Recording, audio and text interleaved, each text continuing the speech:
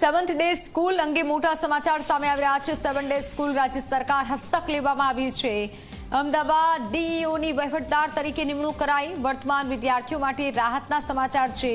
નવું એડમિશન ન લેવાની શરતે સરકાર હસ્તક શાળા બની છે। તો શાળાના વિદ્યાર્થીઓ વચ્ચે મારામારી દરમિયાન વિદ્યાર્થીનું મૃત્યુ થયું હતું અને હવે શાળા હસ્તગત ગઈ છે। આ શાળા ત્યારે સરકાર હસ્તગત કરાઈ છે। ફોન લાઈન પર સંવાદદાતા હિતલ જોડાઈ ચૂક્યા છે। હિતલ, જે આ સ્કૂલ છે ત્યારે વર્તમાન વિદ્યાર્થીઓ માટે આ ખૂબ સારા સમાચાર કહી શકાય અને હવે સરકાર હસ્તગત ગઈ છે, શું વધુ જાણકારી?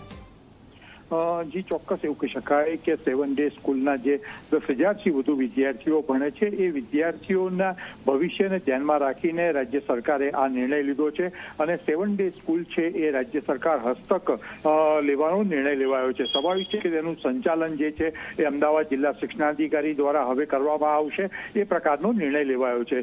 સામાન્ય રીતે સામાન્ય સંજોગોમાં આ પ્રકારનો નિર્ણય નથી લેવામાં આવતો, પણ ક્યાંક ને ક્યાંક 10,000થી વધુ વિદ્યાર્થીઓ આ સ્કૂલમાં ભણે છે અને અત્યારે જો સ્કૂલને બંધ કરવાનો નિર્ણય લેવામાં આવે તો મણિનગરની આસપાસના જે વિદ્યાર્થીઓ છે ને એ સ્કૂલ જેને નજીક પડતી હોય એ વિદ્યાર્થીઓના ભવિષ્યનો એક મોટો પ્રશ્ન સર્જાય, એટલા જ માટે આ નિર્ણય રાજ્યના શિક્ષણ વિભાગે લીધો છે, જેનાથી વિદ્યાર્થીઓને સરળતા રહે અને તેમનું ભવિષ્ય છે એ બગડે નહીં। જી બિલકુલ હિતલ, આભાર માહિતી બદલ।